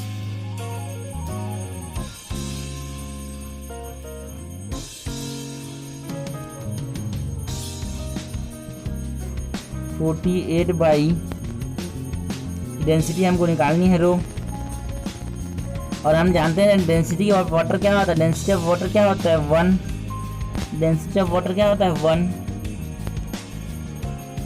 ठीक है ना। तो हमने वो डेंसिटी ऑफ वाटर 1 हो गया, तो ये आ जाएगा अपने पास बाद में रो -1, ठीक है। ओके ये 1 जा, ये 4 जा, ये 1 जा, ये 1 और 2 जा, ये हो जाएगा 8/12 1 - 1 बाई रो, ठीक है।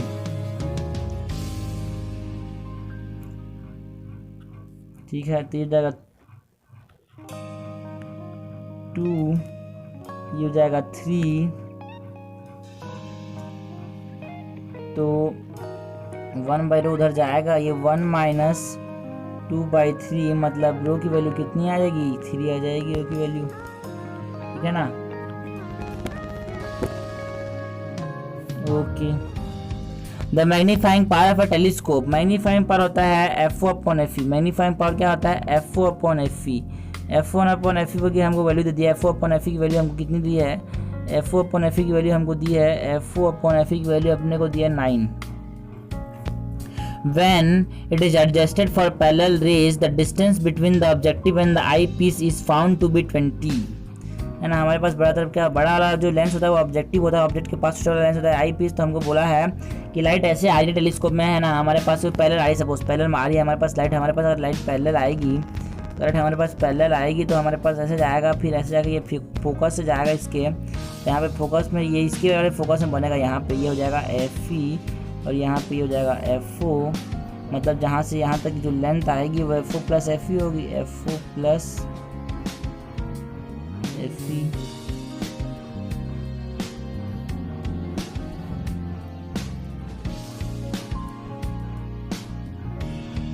और इसकी वैल्यू हमको दी है ना 20, इसकी वैल्यू कितनी दी है हमने को, इसकी दोनों के सम की वैल्यू 20 दी है अपने को, ठीक है। तो हम FO की वैल्यू कितनी लिखेंगे, FO की वैल्यू लिखेंगे 9FE, 9FE + FE, ठीक है। तो हमारे पास 9FE + FE की वैल्यू हमको 20 दे दी, तो 10FE की वैल्यू कितनी दे दी अपने को 20, मतलब FE की वैल्यू आ जाएगी 2, और FE की वैल्यू अगर 2 आ गई तो FO की वैल्यू कितनी आ जाएगी, 18 को दोनों का सम क्या होना है 20, ठीक है ना। तो FE की वैल्यू कितनी आ जाएगी 20 और FO की वैल्यू कितनी आ जाएगी 18।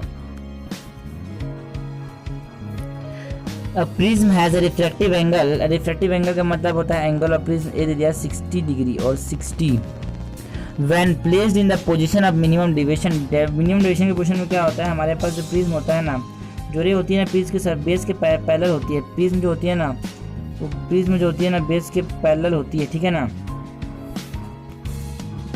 तो हमको एक कितना दे दिया है, एक कितना दे दिया अपने को 60 डिग्री, एक कितना दे दिया 60 degree. When placed in the position of minimum deviation, it produces a deviation of 30 degree. It produces a deviation of 30 degree. The angle of incidence I, और ये हमारे पास कौन सा डिवीजन है, मिनिमम डिविएशन है, कम से कम वाला डिविएशन है। ये I की वैल्यू बताओ जरा। जब मिनिमम डिविएशन होता है तो हमारे पास जो डिविएशन होता है वो होता है 2i माइनस, यहाँ पे i और e जो होते हैं वो बराबर हो जाते हैं, और a जो होता है वो 2r के बराबर होता है। और r इज द रिफ्रैक्शन का एंगल। जब दो प्रिज्म से यहाँ पे जो एंगल होता है ना, यहाँ से जब पास होगा, ओके, ऐसे जब पास होगा तो यहाँ पे जो एंगल बने उसको मैं स्मॉल r बोल रहा हूँ, ठीक है ना। ओके यार, ये वाला अपने पास हो गया।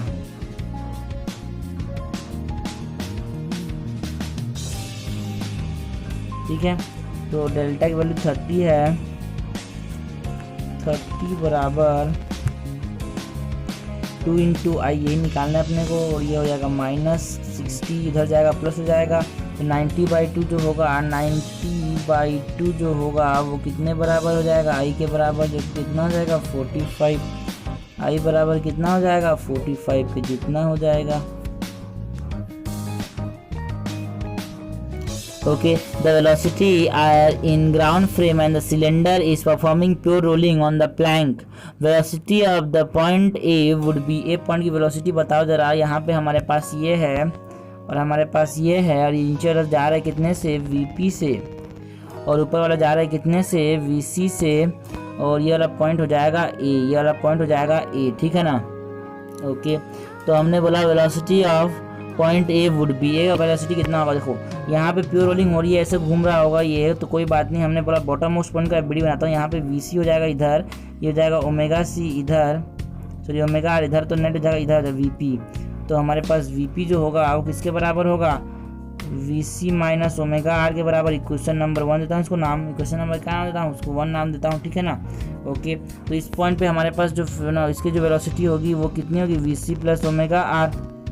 तो हम लोग वी सी को क्या लिख सकता हूँ मैं, यहाँ पे वी सी को क्या लिख सकता हूँ, है ना, सॉरी ओमेगा आर को क्या लिख सकता हूँ, यहाँ पे मैं ओमेगा आर क्या लिख सकता हूँ, मैं ओमेगा आर बराबर उधर जाएगा V C minus V P, omega R बराबर उधर जाएगा ओमेगा आर, उधर जाएगा omega R, V C minus O P, sorry V C minus V P. तो V C plus omega R हमारे पास वेलोसिटी ऑफ ए हो जाएगा, तो V C plus omega R, और ओमेगा आर आया था कितना, V C plus V C minus V P, तो 2 V C minus V P अपने पास क्या आ जाएगा, वेलोसिटी ऑफ पॉइंट आ जाएगा 2 V C minus V P, 2 V C minus V P, ये रहा अपने पास।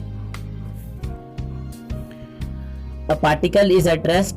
A particle is at a distance r from the axis of rotation. A given tau produce some angular acceleration in it. If the mass of the particle is double and ठीक है, हमने क्या किया, मास को double कर दिया, and the distance from the axis of rotation, radius को half कर दिया, is half, ठीक है ना। The value of torque to produce the same angular acceleration, दोनों में इनिशियल भी अल्फा है, बाद में भी अल्फा है। तो हम जानते हैं टॉर्क बराबर आई अल्फ़ा, और टॉर्क हमारे पास हो जाएगा I M R square into alpha, बाद में टॉर्क डैश हो जाएगा, वो कितना हो जाएगा 2m into are square,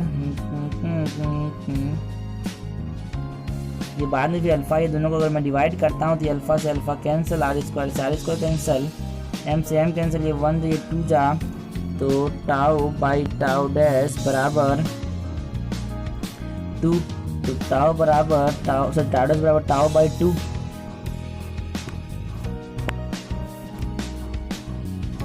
Consider the junction diode as ideal. The value of current flowing through AB is, ठीक है, आइडियल है तो कनेक्टिंग वायर से भी फॉरवर्ड बायस में कोई भी चीज़ फॉरवर्ड बायस में, पी हायर में एंड लोअर में फॉरवर्ड बायस में कोई भी चीज़ कैसे एक्ट करती है एज कनेक्टिंग वायर। और अगर हमने बोला यार ये रिवर्स बायस में तो कैसा बिहेव करता है, ओपन सर्किट, तो यहाँ पे ये हमारे पास फॉरवर्ड बायस है तो कनेक्टिंग वायर से बिहेव करेगा। और हम जानते हैं बच्चा को पता है V बराबर आई आर होता है। हमको क्या पूछा है, आई की वैल्यू पूछी है, आई बराबर V बाई आर होगा। और पोटेंशियल डिफरेंस सिंपल सी बात है, +4 है हमारे पास, -4 है, तो V भी -V है, फिर -6 माइनस 4 कर देंगे तो हमारे पास 10 आ जाएगा, माइनस 10 कोई बात नहीं, डिफरेंस तो 10 का ही है ना। 10 बाई हमारे पास रेजिस्टेंस कितना है 1 किलो ओम 1000, ये रहा हमारे पास 10 टू द पावर -2 करंट आ रहा है, 10 टू द पावर -2 एम्पीयर क्या आ रहा है current. Which logic gate is represented by the following logic gate, है ना, इसमें से कौन सा बता रहा था। देखो यहाँ से इनपुट जाएगा ए बार, यहाँ से जाएगा बी बार, और ये हो जाएगा ए प्लस बी, क्योंकि और है ना, और सॉरी नॉर गेट है तो A bar plus B bar का होल बार, ठीक है ना। तो ये हमारे पास जब हमने ये लगाया, जब इसको सॉल्व करेंगे तो A bar dot sorry A double bar dot B double bar, that is A dot B, और ए डॉट बी कौन होता है एंड गेट, डॉट प्रोडक्ट जैसे एंड होता है डॉट, एंड में डी आता है तो हमारे पास डॉट में भी डी आता है, ठीक है ना। तो ये हो गया अपने पास, ठीक है ना। Two liquid A and B are at 32 degree Celsius and 34 degree Celsius when mixed in equal masses the temperature of the mixture is found to be 28 then specific heat is, है ना। हमारे पास प्रिंसिपल ऑफ कैलोरीमेट्री लगाते हैं। Calorimetry का principal है heat gain बराबर heat loss. क्या है हीट गेन बराबर हीट लॉस, हीट गेन बराबर हीट लॉस, हीट गेन बराबर हीट लॉस, हीट गेन बराबर heat loss is the principle of calorimetry. तो हमारे पास डेल्टा क्यू जो एक देगा एक लेगा उसको, तो एक कितना देगा एम ए, एम दोनों का सेम है, into C A into delta T कितना हो जाएगा 4 बराबर M into C B into delta T कितना हो जाएगा 4, 4 और 4 कैंसिल हो गए, एम और एम कैंसिल हो गए, तो सी ए बाई सी बी 1:1 आ गया।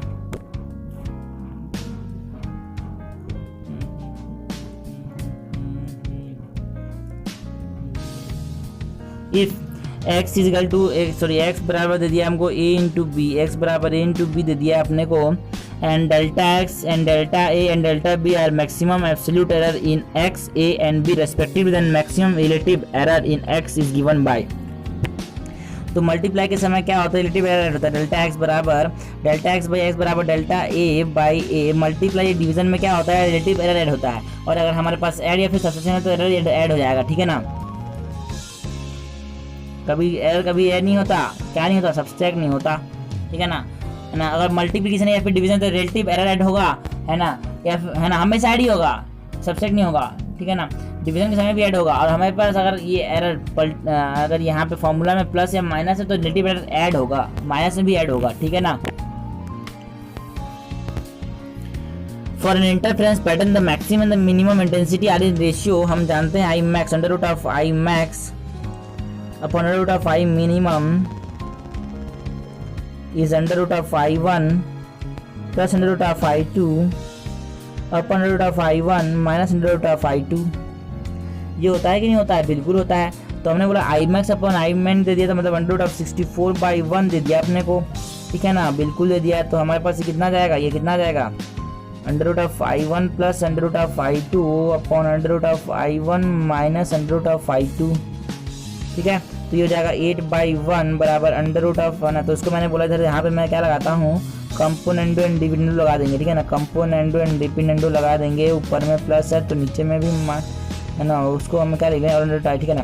तो हम लिख सकते हैं 8 + 1 upon 8 - 1, 8 + 1 upon 8 - 1 is equal to कितना हो जाएगा under root of I1 upon under root of I2 हो जाएगा, और ये कितना हो जाएगा 8 + 1 9/7, और अंडर रूट हम जानते हैं I प्रोपोर्शनल टू क्या होता है A², तो हमारे पास अंडर रूट I क्या हो जाएगा A हो जाएगा, तो ये A1/A2 के बराबर होगा कि नहीं, 9/7 A1/A2 के बराबर होगा कि नहीं होगा, बिल्कुल होगा, बिल्कुल होगा, ठीक है ना, क्या होगा बिल्कुल होगा, बिल्कुल होगा, ठीक है ना, बिल्कुल होगा, बिल्कुल होगा। In Young double slit experiment slit are separated by slit distance ये डी दे दे कितना 2 mm, स्लिट डिस्टेंस ये 2 mm, ठीक है ना, okay. And the screen is place at a distance of 1.2, मतलब जो कैपिटल डी है वो 1.2 मीटर है, ठीक है ना। From the slit the light consisting of 2 wavelength 6500 and 5200 are used to obtain interference fringe, है ना। Then the separation between the fourth bright fringe of 2 different pattern produced by the 2 wavelength are, ठीक है ना। तो हमको पता है sir Y कोई भी पोजीशन जो होती है ब्रेन पिच की वो कितनी होती है लैम्डा d/d, अगर कंस्ट्रक्टिव इंटरफेरेंस तो n λ d/d, ठीक है ना। तो y जो हो जाएगा यहाँ पे फोर्थ बोला है, कंस्ट्रक्टिव इंटरफेरेंस बोला है, तो हमारे पास ब्राइट बोला है ना, तो ब्राइट बोला तो 4 लैम्डा डी बाई डिस्टेंस हो जाएगा। दोनों को माइनस कर देंगे तो दोनों के बीच का डिस्टेंस आ जाएगा, ठीक है ना सर। तो 4 आएगा, दोनों के लिए कॉमन है, डी दोनों के लिए कॉमन है, स्मॉल डी दोनों के लिए कॉमन है, तो यहाँ पे लैम्डा 2 माइनस लैम्डा 1 कर देंगे, दोनों के बीच का डिस्टेंस आ जाएगा, ठीक है ना। तो अपने बोला सर 4 है ना, तो डेल्टा एक्स जो आ जाएगा वो 4 capital D upon small D into lambda 2 minus lambda 1, ये हो जाएगा इधर 200 और इधर कितना हो जाएगा 700।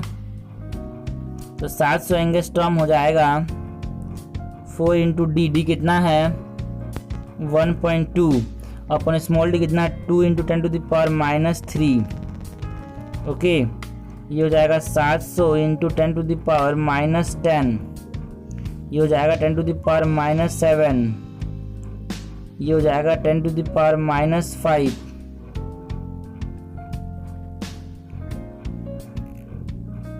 ये हो जाएगा 2 इंटू 1.2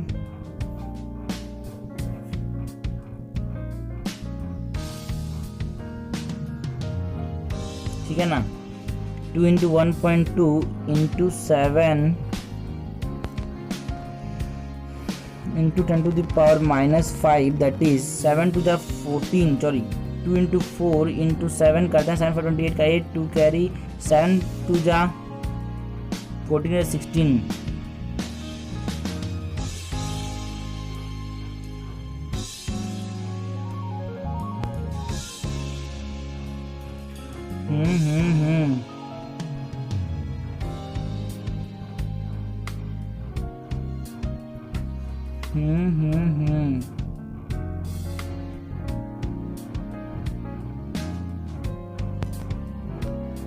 टू 2.4 इंटू 7 28 का 8, 2 कैरी 7 टू जा 14, ये हो जाएगा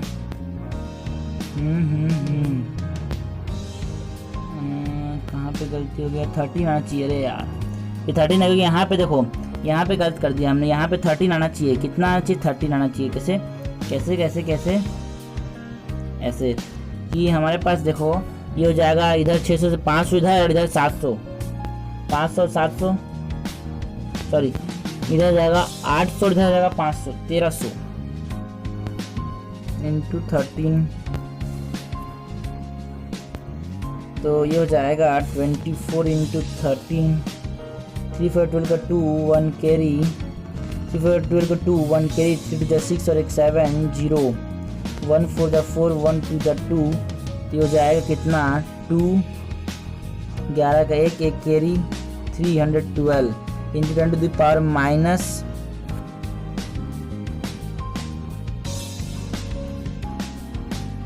5 और 1 का पॉइंट तो यहाँ पे 0.31 into 10 to the power minus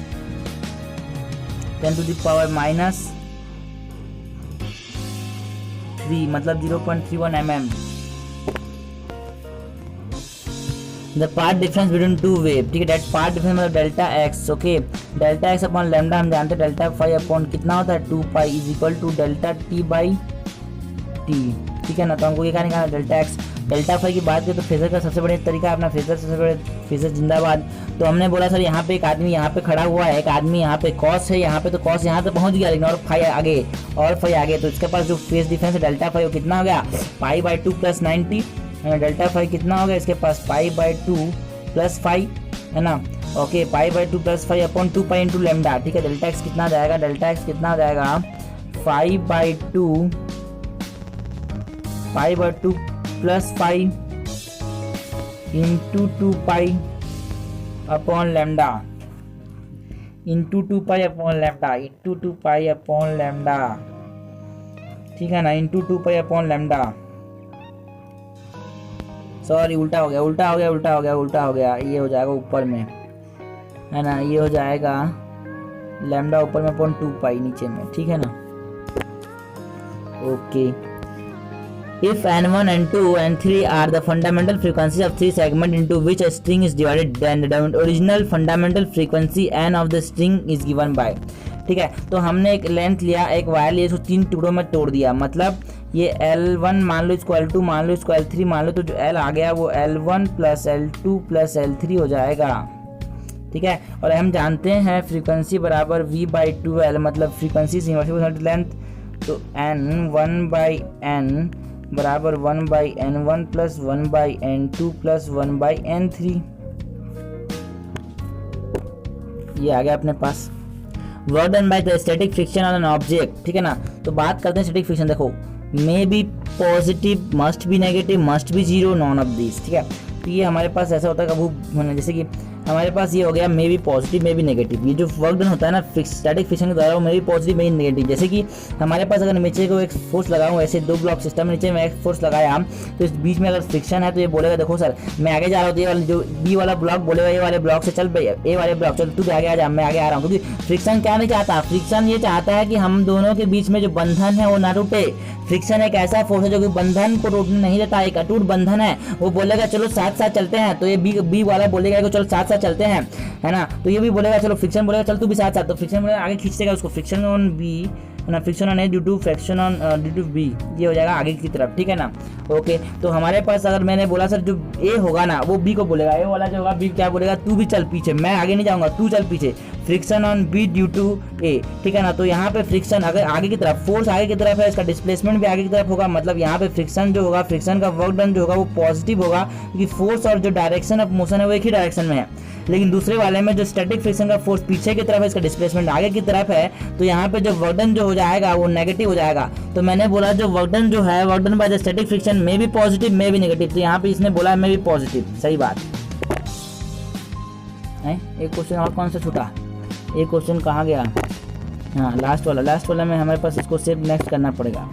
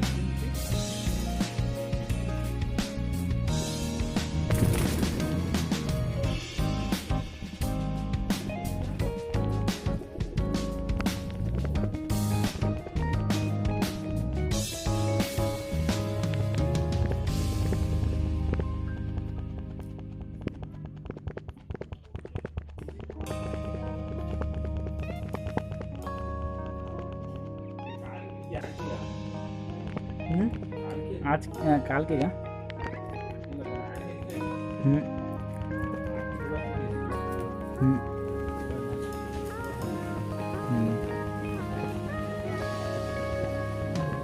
आखिरी वाला क्वेश्चन है ना, वहाँ पर रिपीट भी, और 10 की पहली पेपर में आए, 10 के पहली पेपर में।